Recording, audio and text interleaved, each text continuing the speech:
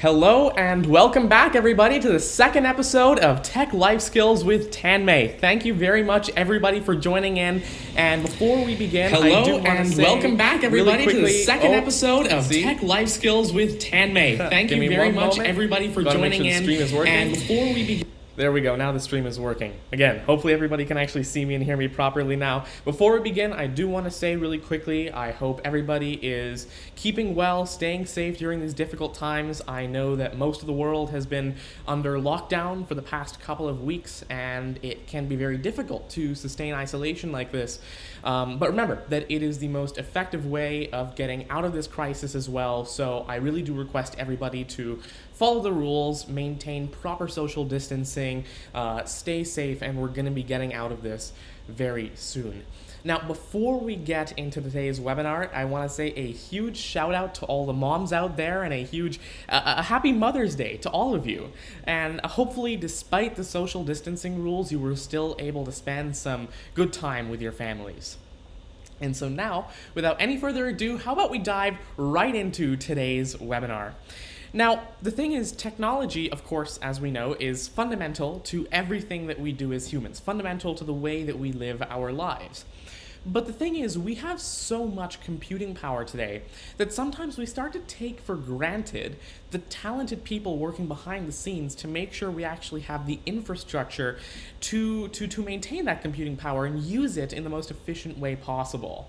And this has really resulted in the birth of a brand new industry of high-performance computing, which is exactly why I've invited today's special guest to the show, to help us realize just how important high-performance computing is and the impact that it has on our lives. Now, today's special guest is a guru of deep learning and high-performance computing, or HPC technology. His name is Sumit Gupta. He is the VP of Products for AI, Machine Learning, Analytics, and High-Performance Computing at IBM.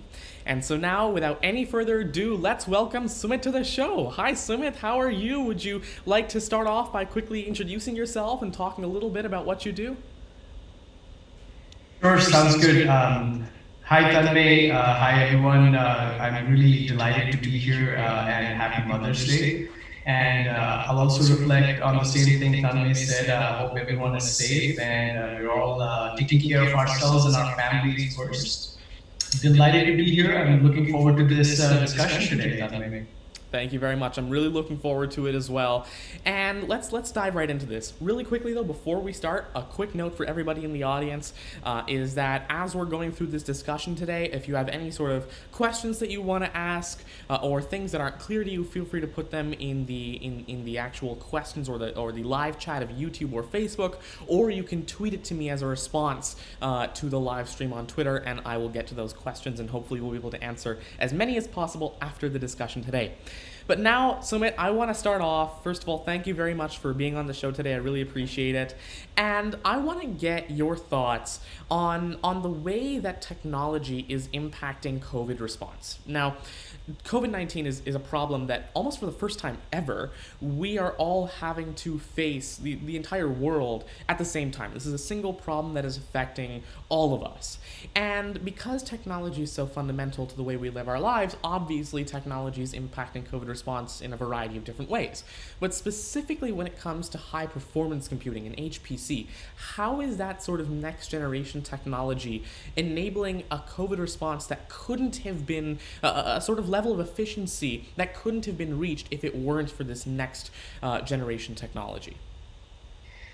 You know, one of the really important things that we're trying to do as, in fact, a world society, not just as a nation, is find a cure and, in fact, even treatments for COVID. Mm-hmm. And, traditionally, if we develop a new drug, a compound, if we develop a new medicine, it can take up to 10 years. Clearly, we can't wait 10 years to go through and to find a cure for COVID. And the reason these things take a long time is a big part of it is actually testing many different chemicals, many different drugs against the virus.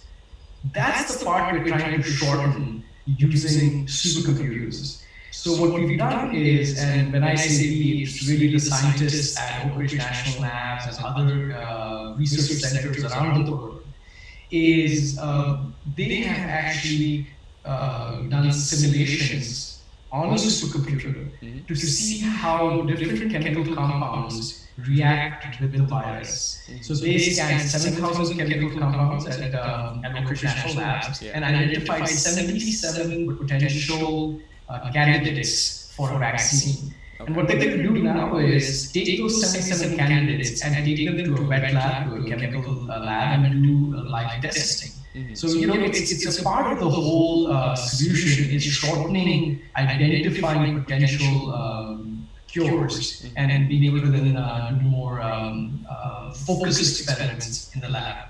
Interesting. Now, I actually want to get your thoughts on something related to that. I'm sure you've heard of this folding at home, right? Yes, absolutely. Some of the people are saying my voice has an echo or they can't hear me. You hear the echo as I well? can hear you properly, but in order to remove the echo, I can actually just do this. So now, as you speak, there won't be any echo. But yeah, as I was saying, I would love to get your thoughts on folding at home and how that ties into the COVID response as well. Yeah, so folding at home is another approach where they're trying to use personal computers like your laptop, my laptop, to run a small computer program on the laptop, which is part of this similar simulation, right? So essentially, the way chemicals and viruses work is you're looking for different proteins on the virus that you can attack with a chemical compound, or you can block with a chemical compound. So that's why the name folding at home. Fascinating stuff. And in specific, I actually was really interested in an application from IBM Research. Actually, in our last episode of Tech Life Skills with Dave Mukherjee, we were talking about this application from IBM Research that uses, I believe, machine learning technology to identify these relevant drug compounds in order to recommend them to researchers so that they can go ahead and do their research from there on out. What are your thoughts on that technology? Could you talk a little bit maybe about how that works? Sorry, I missed the first part. What was what did Dave talk mention? We were talking about that new IBM research project around identifying relevant drug compounds. Right. So that was the same one that I just mentioned, right? So that was in partnership with Oak Ridge National Labs. What really it was their work, our supercomputer. It was a supercomputer that IBM built. It's by the way called Summit with a double M, and it's at Oak Ridge National Labs here in the U.S. Fascinating stuff. So artificial intelligence technology is again the technology that's going behind a lot of this, right? And I mean, we've talked about AI a lot of times on this show, and high performance computing technology really ties into artificial intelligence because of the way that artificial intelligence, of course, requires this massive amount of computing power to analyze the massive amount of data we have, whether it's for COVID response, really any other use case. We have a large amount of data, we've got a lot of computing power that we somehow have to manage to train these AI systems. And there are lots of, misconceptions around artificial intelligence technology, really. There's lots of, misconceptions about what this technology can do. There's lots of different, conflicting opinions on this technology. But if we were to simplify that down and really abstract that away, how would you recommend that developers get into this world of artificial intelligence, machine learning, and really implementing this technology in their applications without necessarily needing to know what kind of technology actually goes behind it? Yeah, so I think the simplest way for anyone to use AI in their applications is to actually use pre-trained AI APIs. So there's a there's a whole range of APIs out there for visual recognition, for voice, for natural language processing.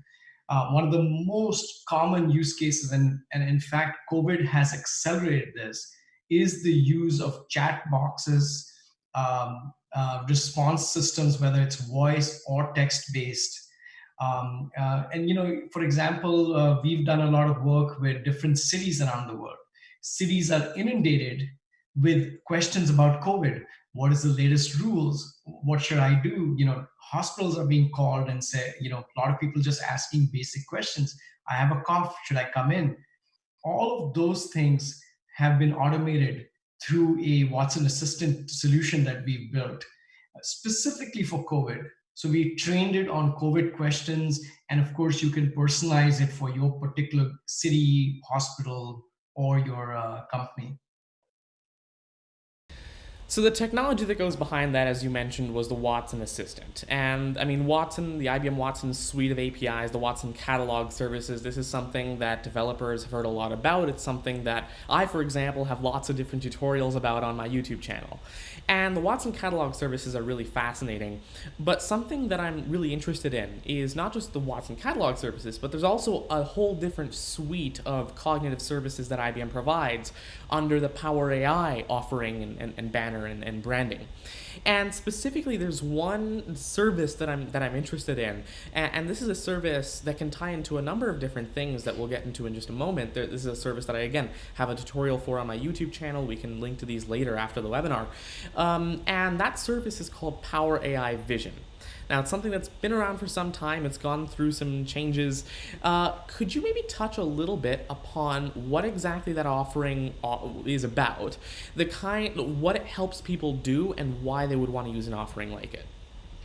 Yes, so Power AI Vision, which we recently renamed, and you talk about changes, we renamed it to IBM Visual Insights. So it's IBM Visual Insights, IVI. IVI is actually an auto AI, auto machine learning software. It's a graphical user interface in which you give it a set of images or a video, and you can simply draw boxes on different objects in the image or the set of images, label them, and say train, and will build you an AI model. For example, let's say you want to build a model just to recognize people on the street, right? Actually, a great example would be right now on social distancing, right? We have people using the software in factory situations to recognize people, and then you can label the people and then figure out how far apart they are so that the factory can maintain a 6 feet distance using visual information. So the advantage of a software like this is you don't need to know deep learning, AI, machine learning, any of that. You just use a graphical user interface, you click a few buttons, and you're able to build a model. It takes a couple of hours, and you have a model that you can then deploy on everything from your iPhone to a Raspberry Pi or your laptop or any device that you want. You can use it to deploy this AI model. Very interesting stuff. Now, actually, while we're on the topic of IBM Visual Insights, one more thing that I wanted to ask you, you mentioned this is a kind of like auto AI, auto machine learning software. Could you maybe give us a little bit more insight into the kinds of technology that goes behind that? Is this like neural network architectures that have already been architected that we know perform well that are being repurposed? Or is this like an actual neural architecture search, something that came out of IBM research maybe? Could you maybe tell us a little bit more about what happens behind the scenes? We have both of those, but in IBM Visual Insights, what we've done is we have a few models that are well known, right? And in fact, we keep changing them as new models come out. We deploy new models in, but there is a secret advanced button. So not secret, but there's a little click where you say advanced, and it takes you into an advanced mode where if you're a data scientist or if you know I have this model that does really well for the kind of images I'm looking at or video I'm looking at, you can actually import your own models in as well. But the software comes with well-known models, models that are known for different things, images, videos, different types of images and videos. Now, you did mention generating your own neural networks. In fact, IBM does have a product called NewNets, which can design a neural network for the specific data you give it. It's available on the IBM cloud. You can just go to the Watson services and use NewNets to generate a new model and then import it in to IBM Visual Insights. That's great to hear. Now, actually, the reason that I like this product so much, and this is something that I'm going to talk about really quickly, what you mentioned around being able to import your own models is really important because I find that a lot of the time, whenever you're doing data science, machine learning work, the vast majority of your time actually doesn't even go in the model training or the code behind the actual model itself. It just goes in research of what kinds of architectures really make sense, and even just implementing the infrastructure, the code to get those models working. So a couple of days ago, for example, I was working on a project to transcribe phonemes from audio automatically, and one of the ways we were doing this was actually by taking a spectrogram and doing object detection on it for different phonemes within the audio. Now, of course, a lot of our time just went into implementing the code for the actual neural network models and the data pre-processing and all this stuff that can be avoided by using a service like IBM Visual Insights. By providing the architecture that I know works well based off of previous research papers like CenterNet, I can have IBM Visual Insights train this entire model for me so I can focus on getting a good model and not necessarily on the infrastructure that goes behind that. So high-performance computing technology is powerful, we know that for sure. But the thing is, as I mentioned towards the beginning, the intro of today's webinar, we've started to take this technology for granted. We don't realize the kind of impact that it has. I mean, when you open up Netflix, you start to think, okay, we're getting recommendations, that's normal, right? Today, you don't really bat an eye at that. You just get good recommendations. You open up your iPhone, and even if you're shooting against the sun, you can still take good pictures because of something called Smart HDR, which is powered by machine learning directly on your device. And if you open up really any application, you're using this HPC technology in some way or another. So I want to get your thoughts, Sumit, on how exactly this technology is impacting our lives, and what are some of the sort of hidden ways where we are living better lives with the power of HPC technology that we don't really realize are having that impact on our lives. Sure. I love to tell the story, which is, when you wake up in the morning and many of us, we check the weather, right? To figure out, how, what we're going to wear and how we're going to dress that day. The weather forecast is run on supercomputers, is run on high performance computing systems, right? In fact, IBM owns a weather company. We've built one of the most advanced high performance computing simulators for weather forecasting. It's particularly relevant for countries like India, where there's a lot of microclimates, right? Small areas of spaces where the climate changes. So we can do a forecasting at smaller areas, with finer levels of granularity. So that is supercomputing. Now, if you are taking some medicine, that medicine was probably some part of it was simulated on a supercomputer, right? Whether it was the drug discovery part, chemical matching with different compounds, or even in some part of the high performance testing that they do afterwards, right? If you use Google Maps or any competing service to go to work, to figure out the best route to work, that is actually supercomputing working in the background to map the best route, right? Imagine how many ways there are to get from your home to any other place. There's millions of ways you could do that. And now you throw in traffic information and it gets much more complicated. So the examples keep going, right? There's many examples where high performance computing, supercomputing is impacting our lives and we don't even know it. I mean, you talked about phones.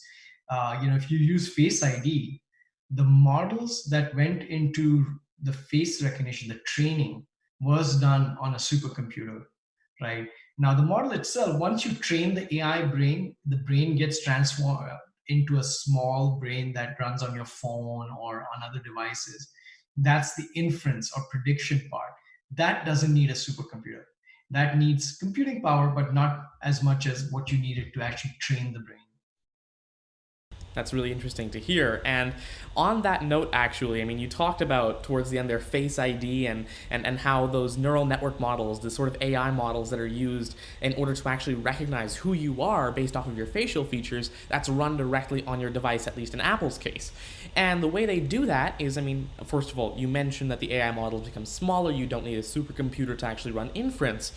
But you still do need some computing power, which is why companies like Apple are putting in things like the neural engine directly into their phones to do, for example, matrix multiplication operations and convolution operations and things like this directly on the hardware. So instead of using a general purpose CPU, instead of having this software that tells the CPU what to do, you simply pass over your network to the neural engine, and whatever operations it can accelerate, it will do so as much as possible. It's much more power efficient, and of course, at the same time, it is a lot faster. I mean, if you were to actually get an iPhone 10, an iPhone 10s, or 11, and see just the difference in speed of when you look at the phone, the unlocking speed, you can tell how much better the neural engine really is at its job than the CPU. But the thing is, that's one of my favorite sort of innovations in this high performance computing area, taking this sort of supercomputing power and making it small enough to really fit into a mobile device. We're taking a look at things like Google's Edge TPU, and these are all really fascinating innovations. So since you're so sort of since you have such so many years of experience within the high performance computing industry, I wanted to get your thoughts of where this industry is going in the future, and what the major innovations are that you think will change the way we do high performance computing. So this could include new software, this could include new hardware, this could include new architectures, whatever it is. What do you think the future of high performance computing holds? Well, I think the point you made is a very important point, right? Which is our phones today are as powerful as a supercomputer was maybe 15, 20 years ago, right? So just imagine that, right? We were running our entire weather simulation on a supercomputer now that we can run on a phone, right? And so that's the kind of, high performance computing, what we have today in the fastest supercomputer will be in our hand in 15 to 20 years. So when you try to imagine that kind of capability and that kind of march of computing, what's possible totally changes. Today, we take for granted that our phone unlocks when we look at it. Just 2 years ago or 5 years ago, we would have said, well, that's really, how can you do that? You don't have enough computing capability, right? So I think the opportunity for all of us is to think about it in that manner. If I had access to the fastest supercomputer in the world, what could I do differently? Right. So, as a programmer, right, if you're a programmer, that's a huge opportunity. One, you need to get into AI because that's sort of the march of the future, right? Machine learning, deep learning. And you don't have to become an expert at the nitty gritty, right? You can actually operate at a very high level, even using MATLAB, where they have hooks into AI now, using auto AI software from IBM, from our competitors. Lots of companies out there with auto AI software. Or there's higher level abstractions like Keras that make it easier to use TensorFlow and other things. But I think the opportunity is that I believe that just like our phones now have neural network accelerators, every device around us will have one, right? Any electronic device will have one. And in fact, many devices that are non electronic will in the future embed a 10-cent chip, which will be a neural network accelerator. So you'll be able to talk to, I don't know, your couch and tell it, extend, and it'll just be able to extend itself. So I think the possibilities are unlimited. That's great to hear. And I mean, in fact, at the end there, you mentioned around like every device having some kind of neural network accelerator and being able to run these complex neural network operations like it's nothing. And on that note, you actually reminded me of a topic that isn't necessarily, I mean, at least at first glance, related to high performance computing or any of the stuff that we're talking about, but it really is. And that is the Internet of Things. And IoT, I mean, of course, if you take a look at the way it integrates with AI, it's pretty obvious. IoT is gathering data and it's enabling you to interact with devices, and so artificial intelligence can make that experience smarter by analyzing data. But when it comes to the world of HPC, how do you see IoT and HPC working together? I mean, you mentioned being able to put like neural network accelerators and everything, edge devices. How do you see high performance computing working together with these quote unquote edge devices or IoT devices? Yeah, so I think, my view of IoT is very simple. There is a sensor that sends data. A sensor could be, temperature, humidity. It could be a video camera or an image sensor. There's many different, even vibration, noise, sound, right? There's lots of sensors. Now you couple that with compute, right? Now the compute could be next to the sensor. It could be connected to the sensor. So for example, you could put a $25 Raspberry Pi with a camera, with a vibration sensor and many other thermal sensors and so on, and have a pretty interesting, rich device at the edge. Or you could send the data back to a computer that's maybe close to the sensors or in the cloud, right? So there's near edge and there is cloud. But the way you should think about it is your phone is in many ways an IoT device, right? It's an edge device. It has all kinds of sensors, an accelerometer, a camera, obviously a mic, many other things, right? Heart rates these days. And if you think about these things, about the amount of data we are collecting, whether it's consumer data or industrial data, now you can start building solutions to actually take advantage of that. And we've already seen a lot of this coming out, right? In particular, in the consumer world, you have Nest thermostats, you have lights that can be controlled by voice. Pretty much everything in the home you can automate using voice or iPhone, or I'm sorry, apps on your phones, right? So I think that's a consumer perspective. The industrial aspect is even more transformative because the impact in industry is much larger. The impact to us on home automation is, let's say, in hundreds of dollars, thousands of dollars. The impact in industry is in millions of dollars. I'll give you an example. Most wind turbines have, these are very expensive, millions of dollars to build. They have hundreds of sensors on them because, you can't send someone on top of the turbine every week to check, the blades doing well.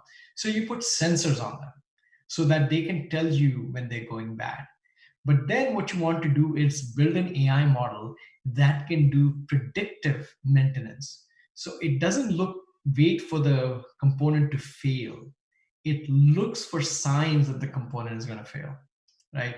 The first sign usually is it sounds different, right? You know how cars, right? Many mechanics can just hear a car and tell what's wrong with it. Most, kind of industrial devices start sounding wrong before they look wrong or they actually break down. So that's one way. You can do acoustic analytics using machine learning or deep learning to actually build a model to analyze and figure out a predictive model. So those are some of the ideas behind IoT and how high performance computing, which is where you actually train the AI models, tie in together. Now, what you mentioned at the end there is specifically interesting to me because it kind of ties back into what we were talking about at the very beginning. You mentioned this sort of acoustic analysis. And what's really interesting here is, before we were talking about how developers can leverage machine learning technology without necessarily needing to understand how exactly that technology works. And acoustic analysis, perfect example. If you want to train a model to do like this sort of acoustic analysis and try and understand what's happening in an auditory sense, you don't need to code that model from scratch because you can go to the IBM model asset repository and you can download a pre-trained model and then fine-tune it on your own data. And so these kinds of resources exist, and these kinds of resources are incredibly useful for developers sort of using or leveraging the power of artificial intelligence in their applications. And this brings me to another really interesting topic, and this is something that I'm sure all the developers in the audience are going to be really fascinated by and are going to want to know more about. And this ties into the IBM Power architecture in general. So I know that pretty much every consumer, every tech-savvy consumer, if you ask them to list off the kinds of CPU architectures they use in their everyday lives, they would probably say x86 and ARM, right? So ARM for your mobile devices and your phone and everything, and then x86 for your computer or your laptop. Slowly, we're starting to see more people switch to ARM or whatever, but in general, today, we see x86 and ARM. And a lot of the time, businesses also think, hey, if we want to put together a little private cloud for ourselves or whatever, we're going to be using x86 CPUs. A lot of them don't realize that, hey, there's also this IBM Power architecture which has its own advantages and its own use cases in which it really shines.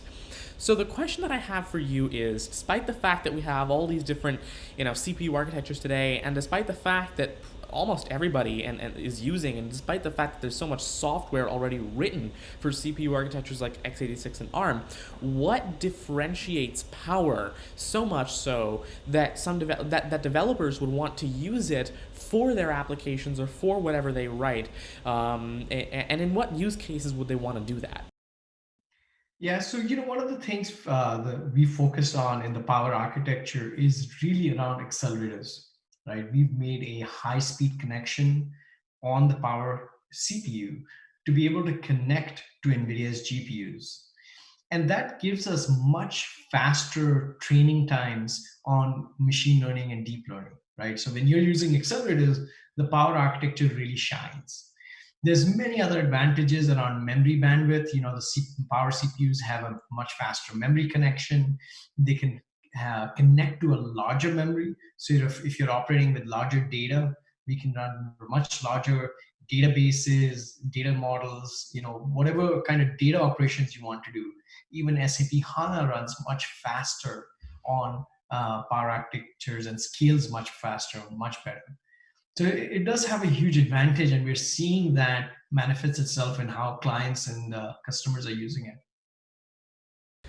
Now, the thing about Power that a lot of people sort of get confused about is the software ecosystem, right? So I want to hear on your I want to hear your thoughts on the software ecosystem around Power. And when developers are leveraging Power in their applications, can they expect to have their code run normally? What kinds of things can they expect to work? What kinds of things don't usually work on Power? Well, I mean, anything that you own the code for or is open source, you can just, we have standard compilers, standard everything. So Linux is Linux, right? It just runs on Power as well. And any standard code out there, you can just recompile for Power. We've had big clients, some of the big hyperscalers who have, billions of lines of code, right? Who have said that 99% of their code just recompiled, right?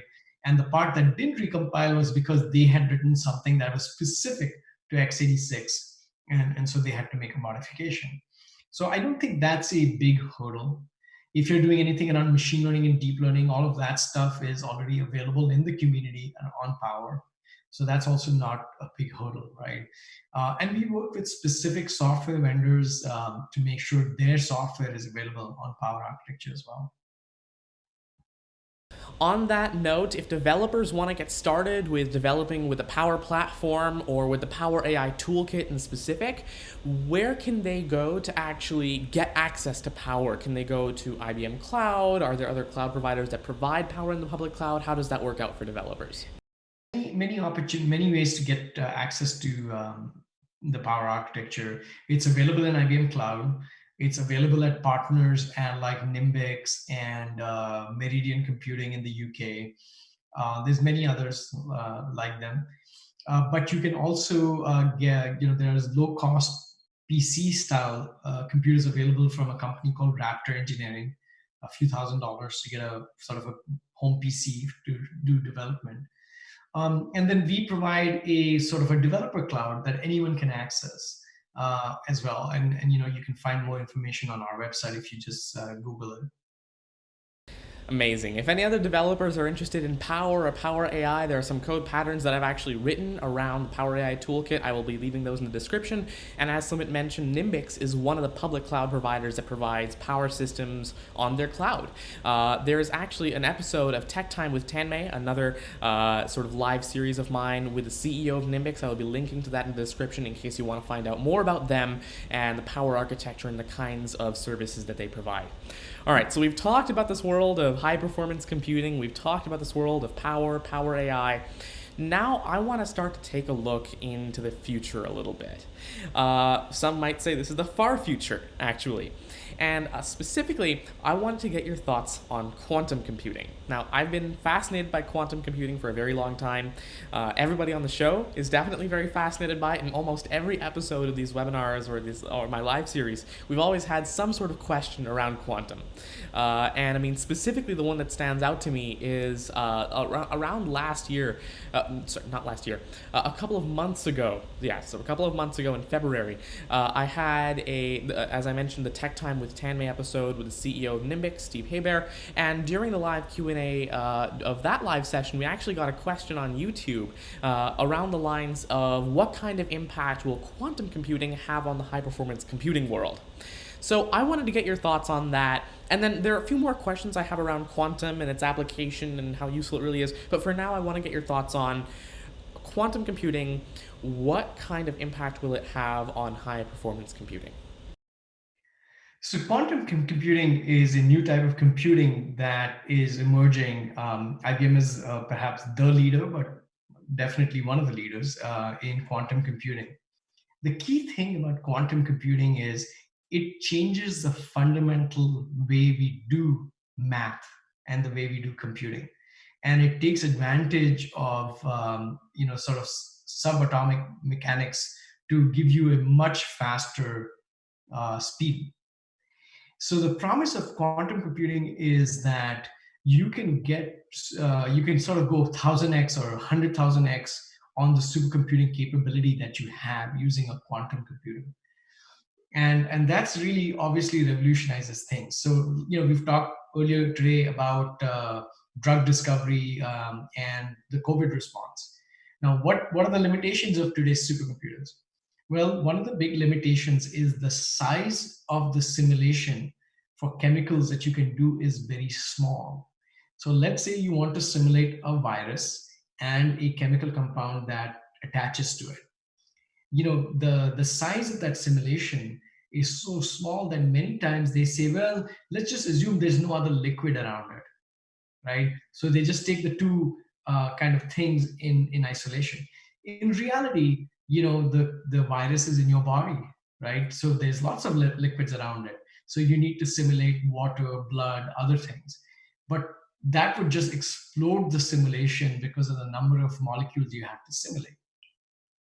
So those are the kind of things we sort of gloss over in our simulations today, right? Similarly, we do simulations of cars crash testing, right? We test whether a car how would it do in crashing. But clearly, we have to take that and go actually do physical testing, right? Why do we have to do physical testing? Because the supercomputers aren't powerful enough or too expensive to be able to do very accurate crash simulations. That's what quantum computing will just revolutionize, right? We've already have early results in chemical simulations, particularly in quantum chemistry, in machine learning, where we're getting these huge speed ups, even with our small quantum computers today.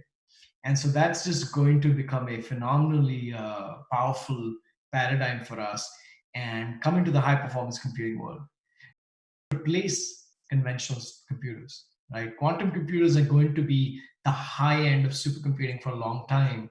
And as we talked earlier, the high end keeps coming down into our everyday lives, right? Now, we'll never have a quantum computer in our pocket unless some new breakthrough technology comes across. But definitely, what will happen is the access to quantum computers will become more and more available. In fact, we at IBM enable anyone to log into our quantum computer, to register as a developer on the quantum computer, to learn about how to program quantum computing. We have a development kit, the quiz kit, QISKIT, quiz kit, that anyone can learn. And it's a very important thing because quantum computing is an opportunity, especially for new developers or developers who want to do something new, to learn about a future computing capability that will be very valuable for the next 20 to 50 years. Absolutely. And I mean, what you just mentioned there, around having to sort of have that mental model of how this actually works and to be ready for the future, where quantum computing will slowly become more widespread. I believe that's important because, I mean, even today, there are lots of examples where I've seen, I mean, even forgetting about quantum for a moment, even with just classical computing, people focus way too much on the fact that they are coding or the fact that they are programming a computer and not enough on the actual logic that goes behind that. In my opinion, coding is about the computational thinking. It's about the logic, less about actually writing code, because that's the easy part, right? That's the part that anybody can do. The part that's difficult is problem solving. And even as like an experienced developer, to get into the world of quantum computing, I've kind of noticed that you have to throw away all of your previous conceptions of how technology works, because you have to stop thinking about things in a classically logical sense and start to think of things in a more quantum mechanically logical sense, right? So you have to sort of change your perception of the way that you could the different tools that you have to solve problems. And one more question for you before we start mixing in some questions from the audience here. I was having a bit of a discussion with someone a little while ago, where I mentioned that, I believe that, again, sort of as you mentioned in your previous answer, at least alluded to, that quantum computers are going to be these sort of special purpose accelerators that work alongside the computers that we already have in data centers, for example. And this is something that I mentioned even in the last time, even with the CEO of Nimbix during the Tech Time episode, is that they're going to be used as these special purpose accelerators for very specific use cases. But the person that I was talking to had believed that maybe quantum computers would slowly phase out regular technology, regular computers, and start to sort of see that shift away from classical computing to quantum computing. Now, personally, in my opinion, I believe that wouldn't happen because of the fact that quantum computers aren't really meant to do what classical computers do, right? They're not meant to do things like 1+1, right? That's something that in a quantum computer would have to be a reversible operation, which means we have to do many, many more gates. A lot more energy goes into that one calculation than we would have to on a regular classical computer. Although you did allude to it, would you like to sort of highlight a little bit more specifically on whether you think we're going to see quantum computers take up more and more of the tasks that classical computers do today, or are they mostly going to stay limited to sort of the edge cases where classical computers today are either too slow or simply cannot compute? Yes, so the promise of quantum computers is to solve problems that are not solvable today, right? I mean, the first of all, they're expensive, they're huge. You don't want to use this supercomputing capability to solve a problem you can already solve using classical computers. So, I would say, just by the way of how they're structured, you want to solve the hardest problems, the unsolvable problems first, right? Now, when I say unsolvable, it is kind of what I just mentioned earlier, which is it could be a problem that you're solving today, but by doing all kind of approximations around it, right? And for example, a very big problem that we just don't even think about is when we do online shopping, when we order things from a website, how does it get shipped to us, right? Which warehouse should it come to our house to? And that is a very complex supply chain problem where someone has to decide that from this warehouse, these are the trucks that are going out. If I pack this piece of, this box of merchandise into this truck, then that will be the optimal cost to the supplier and speed for the consumer, right? So that's a very, very complex multivariate problem. It is today, by the way, simulated using large supercomputers. But you're talking about hundreds of millions of dollars of savings if you could improve that simulation, right? And what it would mean is things would be cheaper for us, right? So the impact in the end is, if the corporations save, they pass the savings on, typically, at least some of them, to the consumers, right? So quantum computers will initially at least solve problems we can't solve today. But we're in the I tell people that it's like the 60s, like how supercomputers were in the 60s. That's where quantum computing is now. The pace of technology has become much faster. It took us obviously 60 years to get from the 60s to today. I don't think quantum computing is going to be that slow. I think we'll move much faster. But what I mean is in terms of the technology, the maturity, the number of options, the size of the quantum computers, that's where we are. Even the programming models, you mentioned how programming is totally different with quantum computers. I think programming models will evolve. We'll have compilers, we'll have libraries, we'll have all of these things that'll abstract away the quantum computer. And this is really important because today, if you look at it around the world, there's around 15 to 20 million programmers. But out of that, I bet 50% program in very high level languages, right?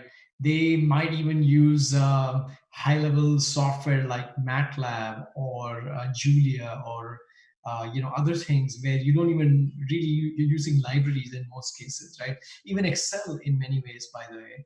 Under the hood, you're doing programming when you use a function, right? So you have programmers who range in many different ways, and quantum computing will get there, right? Obviously, it's new technology. Right now, you really need to understand the mechanics of the computer to be able to program it. But we will advance the technology and keep making it easier and easier for more people to use. That is great to hear. Thank you very much for sharing your thoughts on that. Now, there are a couple more questions that I have around the sort of usefulness of quantum computers today and what we're doing, but I want to get to those later. First, I want to answer some of the questions from the audience. So I want to start off with a question, and this question is pretty interesting. We, again, sort of talked about it a little bit before, but in case you have some more examples, then please do share those. The question is, how can AI or machine learning help the public to effectively to apply effective measures to social gatherings, and could we expand on that? I mean, even if it's more generally around human interaction in the time of the coronavirus.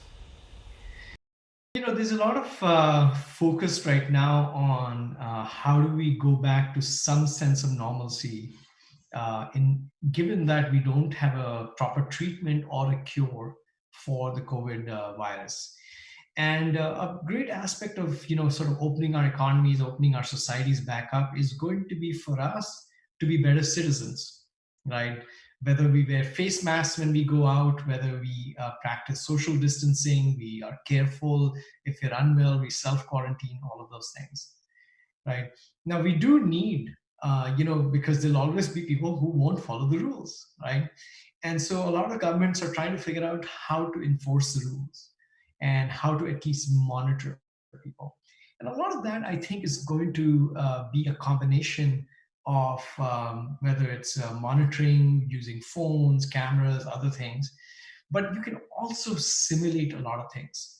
For example, right, the number of people that are allowed into a store, right?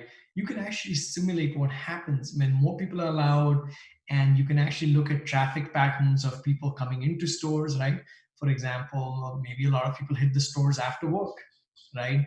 So how do you regulate that traffic? How do you make sure that you're not creating clusters of people that you could otherwise avoid?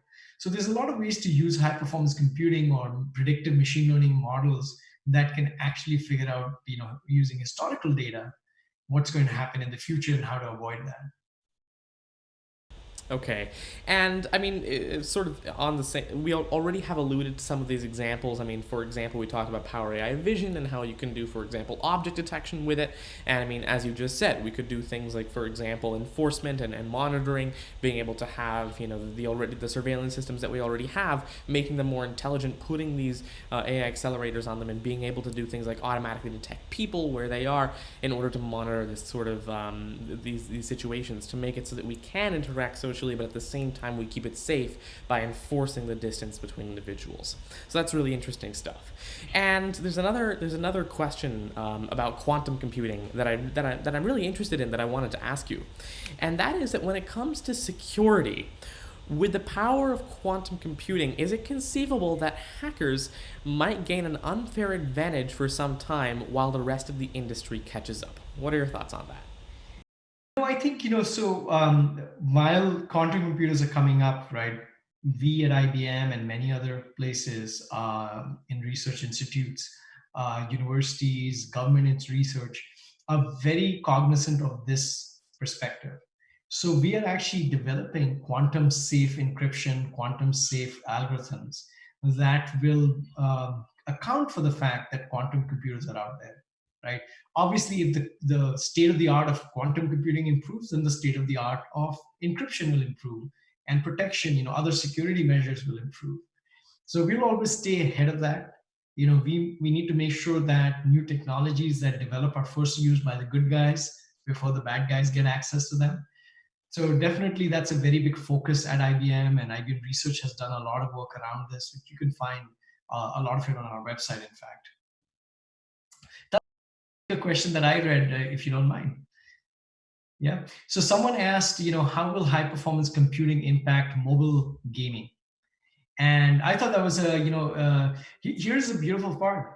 It's already impacting mobile gaming. So without you knowing it, a lot of the games that you play are actually using high performance computing before you actually even play them. Now, a terrific example of this is there's a company called Unity Technologies.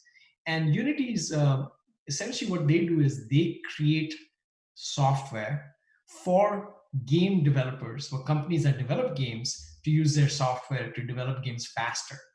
And one of the things that Unity does is they've developed a software that actually allows you to simulate a 3D space, right? And you can simulate all kinds of scenarios. So you can actually put, let's say, create a city. You can put people in the city, and then you can simulate how people move around in the city as cars drive by. And these simulations are based on realistic data, so they're very real. So you can do so a lot of like first shooter games are developed using the Unity engine, using their simulation engines. Now, other things that you can do are, if you play mobile games, there's often a reward. There's things you can buy in the store, power ups or avatars or other things. Well, the mobile game makers, what they're trying to do is cater what they show on the store to the individual who's playing the game. So they actually look at what you've been playing, what have you been buying, and based on your buying and playing pattern, present to you in the store the avatars or the power ups that you're likely to buy. Now, not all game developers are doing it, but definitely machine learning enables game developers to do it. So let's say the ones that are sophisticated and are taking advantage of the technologies can do that in their mobile games today. That is really interesting to hear about. Thank you for that. As a matter of fact, that was actually my next question I was going to ask you. So thank you for taking that up. Yeah, it's a really interesting sort of question, and really interesting to think about really how high performance computing, which you traditionally think of as like this thing that's done for science or for research, is impacting mobile gaming. So it's really impacting everybody across the globe, no matter what you're doing. And now, really interesting question from Timothy Duncan, thank you for sending this in, is can you tell us about an interesting problem that IBM is solving with quantum computing that we haven't been able to read about in the public yet? Well, if it's not public information, I can't really reveal it. But I'll tell you, you may not have read about it. In other words, we've talked about it, but not everyone follows us very closely, right? But the kind of problems we're solving, right? We've done a lot of work around, obviously, in chemical simulations, and this is, essentially chemical simulations are used for drug discovery. They're used for designing your shampoo. Did you know that shampoos are designed using supercomputers? Yeah, so well, most soap. But let me go on a sidebar here to explain that one. So if you look at it, right, what people are trying to do, the shampoo or let's say the washing machine soap companies, what they're trying to do is develop soap. The washing machine is a good example. Soap designed for clothes. What they're trying to do is design soap that can take away all kinds of different dirt, grease, wine stains, tomato stains, all the type of different stains. So what the traditional method has been is to mix different chemical compounds, wash a shirt with it and see if the stain goes away. Well, you can do that using a supercomputer. You can simulate what happens with millions of different compounds. right? Instead of having to do it in a wet lab and do the simulation of whether that compound connects to oil, that is connect to grease, wine, tomatoes, all kinds of different stains. So the capability of supercomputers is that they allow you to test compounds at a much faster rate and then identify the promising ones. In the end, you have to do a wet lab simulation, wet lab experiment. I'm sorry, not simulation. You have to simulate to identify candidates that then you can take to the lab. But you can narrow down millions to a handful that then you can go do in the lab. Anyway, I digress. So, but that's a problem that, again, as I said, we are doing approximations on today. So the simulations are not as good as the wet lab, which is why we have to go to the wet lab. Quantum computing can make that simulation much more accurate. So the compounds that we actually identify are much more likely to be the right ones. Similarly, we are working with several banks, and we've announced some of those partnerships where banks are trying to do financial simulations. And these simulations include everything from, whether we should give credit to someone, whether we should approve a home loan, or from, how they operate the bank themselves, right? Simple things. How much cash should be at every retail branch, right? Sounds like a simple problem, but how do you know that, hey, there's a local festival going on, people are going to go in to take cash out? You can look at historical data, but now you have to do that for thousands of tens of thousands of branches around the world. And so you actually run that simulation using high performance computing and a combination of machine learning models. So there's a number of these kind of problems that quantum computers are being used for, and can be used for, to improve our lives.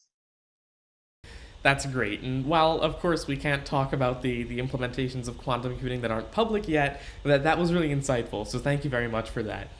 We are getting a lot of really interesting questions. Another one, there are actually three more that I see immediately, and then we can see if we want to continue answering more from there depending on time.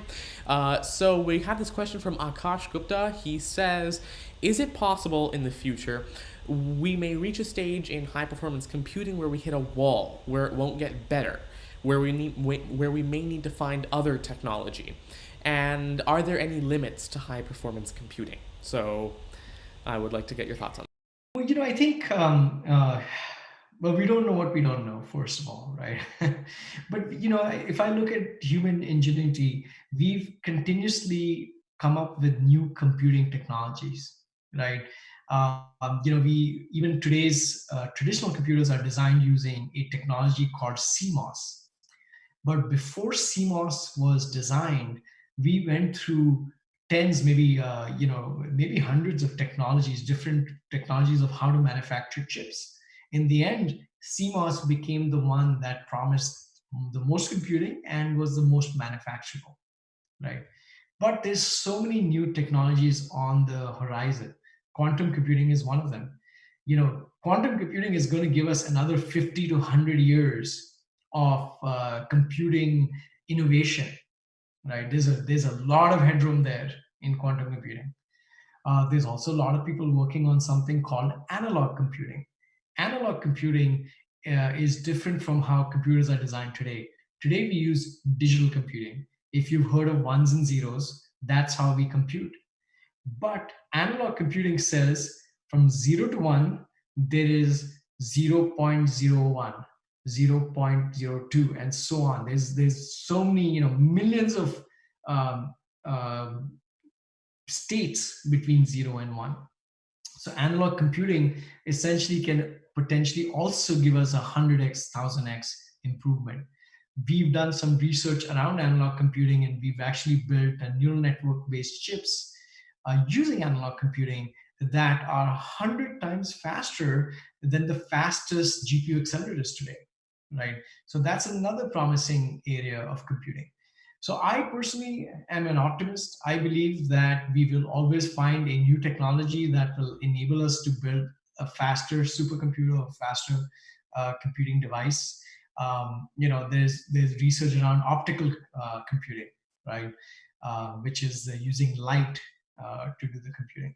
So I think we'll just always innovate. And hey, guys, that's the opportunity, right?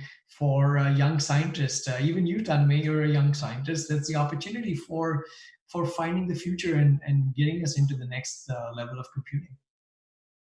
Thank you. And speaking of the future, we have a question on Facebook from Gokul Raj. He says, do you think that technology will become accessible to all in an equal manner? And is there a chance of a financial crisis all over the world due to COVID 19? Well, I'm not so I'm not going to answer the second question, right? I think I don't know. We are all hoping COVID um, at least becomes controllable in the sense of we have a handle around it as a society, and we can all get back to some sense of normalcy and economic normalcy. And the first part of the question was around. I'm sorry. What was the first part of the question around? First part of the question was, do you think that technology will be made accessible to all in an Oh equal manner? yes. So I think if you own a phone, right, you own what was a supercomputer. If you own a smartphone today, you own what was a supercomputer 20 years ago, right? If you can afford $25 worth of a Raspberry Pi, that is more powerful than what the high performance computers were 20 years ago, right? In fact, maybe 10 years ago, right? So uh, definitely, you know, you have to think about, in some cases you may only have access to technology that's 10 years old, right? And that might depend on different people's economic situation. But cloud computing, inexpensive smartphones, inexpensive devices like Raspberry Pi have brought computing to everyone, and programming has become much easier. High level languages are improving, they're getting higher level. And as I mentioned, there are auto AI software like IBM Visual Insights and other IBM software that make it easier and much more accessible. So I think there is absolutely no excuse for anyone to say that I can't access technology or I can't use AI. Absolutely, you can. You have great tutorials out there, Tanmay. I know you've done a lot of work around this. There's also great tutorials on a website that IBM runs called cognitiveclass.ai. Cognitiveclass.ai. Tanmay, I think you've contributed there as well. And so there is a lot of options out there, and the technology is definitely available. These days, cloud computing is so inexpensive. For a few dollars, you can get access to a cloud computer and run pretty interesting stuff there.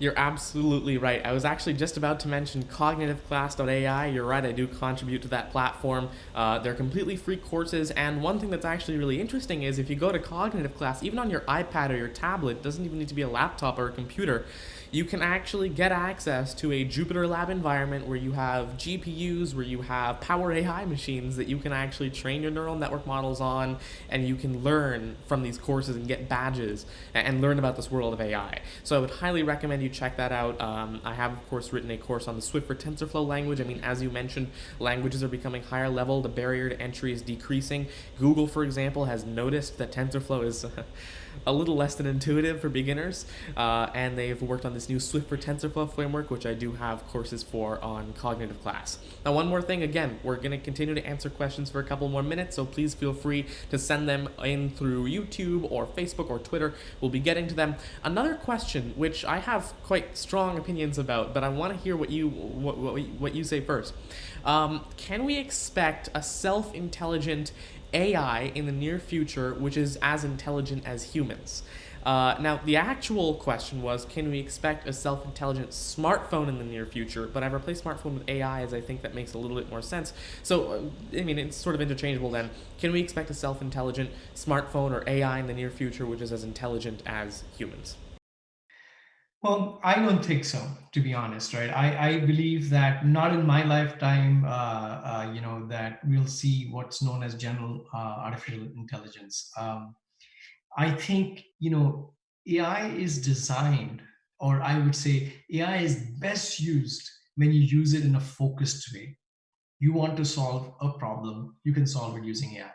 For example, right? most of the questions that people ask to a even a doctor, right? 90% of the questions that you ask your doctor are actually, I have a cold, I have the following symptoms, and the doctor is sort of giving a mechanical answer, right? Because, yep, heard that one a million times, right?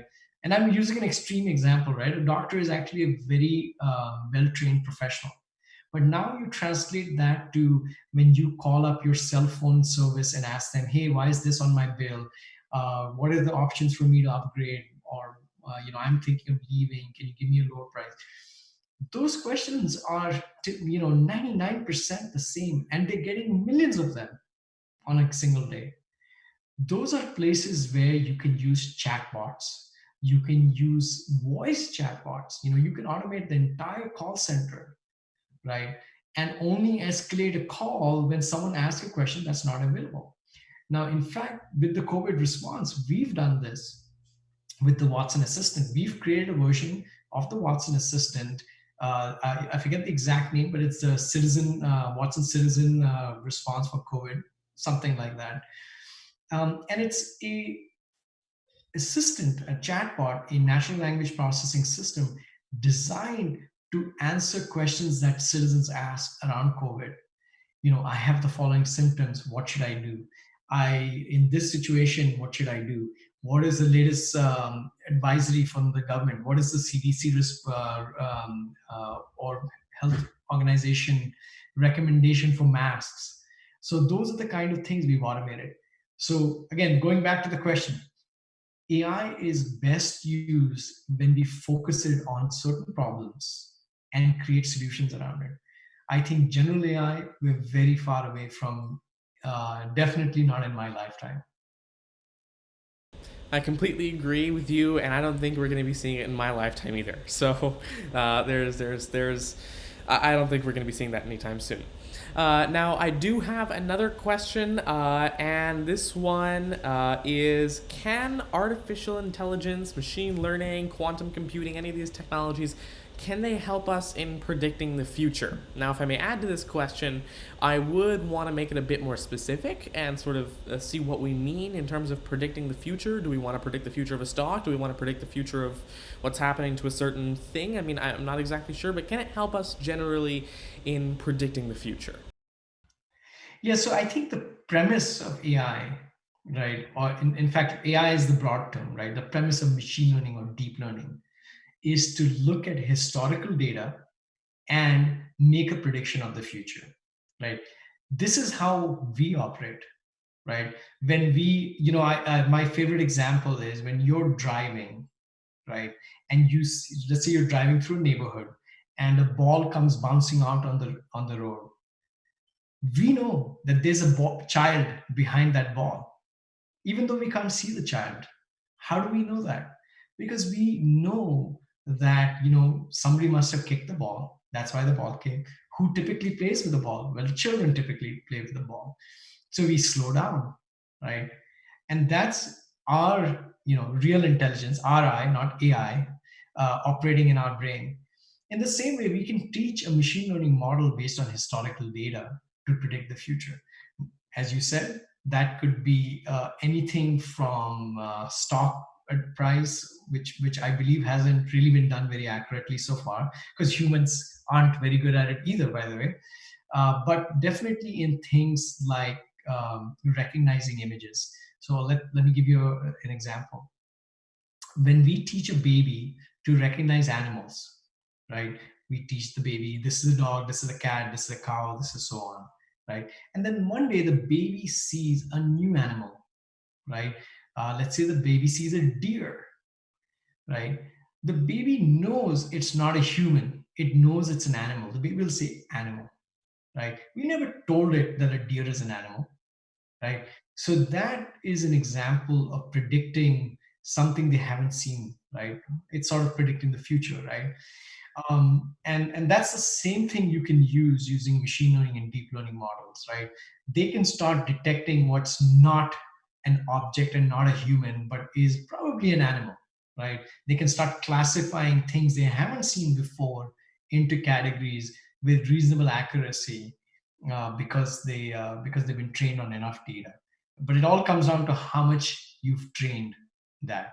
And again, going back to the baby example, the less the baby, if the baby's only seen cats before, then the baby will see a dog and say cat, because it'll think all things that look like that must be cats, right? So it all comes down to how much you've trained the baby, how much data you've given the AI brain, the AI model. Absolutely. I mean, historical data, that's a great point to make. And I mean, even we as humans, it's not just like that individual training. We even have these selective pressures that we've evolved with for these millions of years that give us this sort of innate knowledge and neural structures that help us learn and train on certain things even quicker, right? So, I mean, like for example, the animal training example was perfect because snakes, for example, are some of the quickest animals that a baby could learn because, I mean, from the very beginning of mammals' existence, snakes have been an enemy of ours. And mammals, all mammals really, have evolved specifically the ability to detect and fight it, or be able to evade snakes very quickly. So that's a really fascinating example, and I like it. But historical data, I mean, it's a good thing you mentioned it because our next question is about COVID and artificial intelligence. And it says, and this is from Firaz. He says, as far as COVID is concerned, we don't have much historic data, so this arises a cold start problem on AI. What are the solutions to overcome this problem, and how can we use big data for this? Well, I think a lot of the work we're doing around, the finding the cure, right, has a biggest aspect of AI in it, right? I mean, even when we run these computer simulations, right, one way to run it is using classical quantum chemistry, right, which is actually simulate the chemistry of how chemicals react with each other, how chemicals react with the protein in the virus.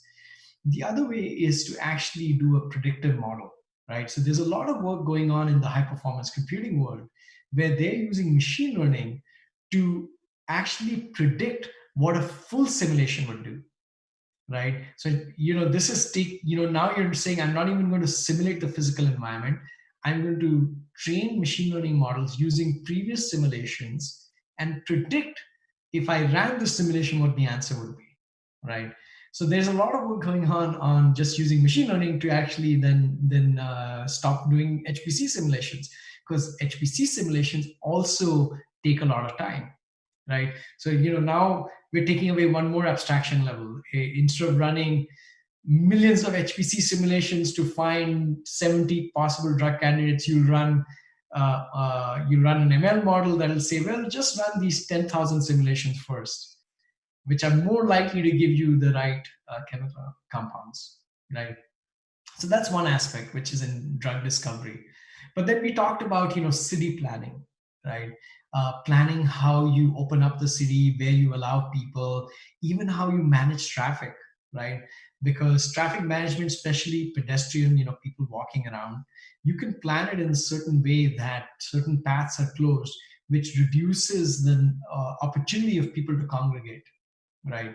So there's a lot of things that you can do using high performance computing, using machine learning, augmenting with machine learning, that will bring in factors like time of the day, day of the week, festivals, even social media, right? Did someone ask for a flash mob in some area, right? So you can really use ML to start bringing in all those different aspects in real time into your prediction and your planning of COVID response. And Incredible. can I since I saw, someone first of all commented when we were talking about AI for financial. They said, "Hey, robo advising is real and widely used." Robo advising does not use AI, right? And by the way, robo advising, if you've ever used it, actually is not able to do a good job of predicting the market. For example, we have a downturn coming in, and the robo advisors were not able to predict that and sell the stock, right? So the stock predictions are extremely hard to do, and I don't know of anyone who's done a good job using machine learning. That was one of them. And then the other question I saw was, a lot of people are asking, how do I get started on my journey in machine learning, right? And Tanmay, you've done a lot of work here, but first, a plug for the YouTube channel that Tanmay operates, the classes that he's done on cognitiveclass.ai. There's a lot of learning there. I think, if you uh, look at the different availability of courses out there, I would say that if you want to do like a university style, really complex course, but you'll really get a deep understanding, then I would look at the courses that are available on Coursera and Udacity, which are much more, I would say, mathematical and university style courses. If you're looking to learn practical knowledge, how do I just use ML? How do I get started with simple things like using APIs? Then what we've done in cognitiveclass.ai with the help of Tanmay and others is more practical, hands-on type of AI. And then there are, sort of online courses in the middle. One of the ones that a lot of people seem to like is a course from fast.ai. Fast.ai gives very simple ways to use Python and other methods to learn deep learning and machine learning. So there's a lot of courses out there. Depending on how you want to get started, I would recommend the simplest way is cognitiveclass.ai. If you really want to get deep into it, the courses on Coursera are sort of very nice, but very multi-week and I would say theoretical, and they'll give you a solid foundation around ML. Thank you very much for sharing. That is absolutely, I completely agree with you, and that's definitely a very important question to answer. And we will get to some more of those sort of like what your final message is for everybody in just a moment. But there's just a couple more questions that I want to ask you. This one's really interesting, and I think this one would actually tie into the Call for Code initiative. How can high performance computing be useful for crisis management? Can it help us predict a crisis and then help us mitigate that crisis? Yeah, I think uh, it definitely can. I'm just thinking about a use case I may know of, but nothing comes to mind. But crisis management in the end, right, is about looking at a set of factors that lead to the crisis, right? So there's usually leading indicators that could lead to the crisis. Now, let's take simple examples, right? A crisis with a child at home, or within the family, you can tell that certain things are going wrong, right? There may be a set of activities, right? So most people who are astute at emotions might be able to tell, okay, this is going to end up in a crisis. They'll try to diffuse the situation. In the same way, for much more complex situations, economic crises or societal crises, right? You can actually look at indicators that can predict those crises, right? You can run simulations. There are companies out there that do risk modeling, right? And actually look at how the different risks are going to lead to different crises. uh, Now, in terms of mitigation, absolutely, right? Mitigation is again a set of actions you take, and you have to predict which action will actually diffuse the crisis. So you can run simulations that say, okay, if we do these 10 things, what are the likely scenarios that are likely to play out, right? You can run many of these simulations and figure out, what are the best set of actions to actually mitigate the crisis as well. Thank you very much for sharing that. And one last question. This one's going to have to be a little bit quick because there is one more thing I want to get to here at the end. And this is from again, Timothy Duncan. He asks, how do you account for behavioral biases in AI models? Well, behavioral biases come from us, right? In other words, if you look at how we train AI, we use data and answers, right? Questions and answers, let's say, to train the AI model. Where do we get the questions and answers? Well, some human gave those questions and answers. So that bias came from the humans, right? So a great example of that is, when banks approve loans, right? They're supposed to approve them purely on financial information and the likelihood that the person will pay the loan off, and the history of that person in paying loans. That's how you get the loan rate, and your loan gets approved. But more often than not, a human involved might use some other bias they have. And then the decisions are used to train an AI model. right? So now the AI model is going to have those biases. So the best way to deal with behavioral bias is to actually build another, let's say a model checker, right? That is constantly evaluating this. Now, IBM has built one which is called Watson OpenScale, right? Which is designed to actually look for bias in AI models. It's a nascent technology, right? So it's not perfect. There's a lot of work to be done here, but the only way to find bias is to build checkers, right? Which check on various factors. Are more loans getting rejected from women? Are more loans getting rejected from minorities? Are more loans getting rejected from people of different races? You can build some of these obvious checkers, right? But there are non-obvious situations as well, which again you have to just build a more complex check. Thank you very much for sharing. I totally agree. These are biases in the data that we gather, and it's up to us to really, first of all, make sure that we have as clean of data as possible. Then from there, being able to have those checkers to ensure that our AI models are specifically not learning the kind of bias that we don't want them to learn.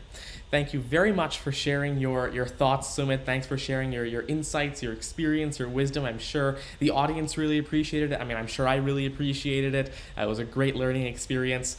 And of course, thank you very much for joining, Sumit. Thank you, everybody, for joining the actual webinar, for actually joining in live. This will be available as a recording in case you'd like to watch it after as well. And whatever questions we couldn't get to, sorry for that. We will be getting back to as many as we can by replying to them as the YouTube comments, the Facebook comments, or tweets after this session as well. So once again, thank you very much, Sumit. Thank you, everybody, for joining in today, and goodbye, everybody. Thank you, and bye then. Bye.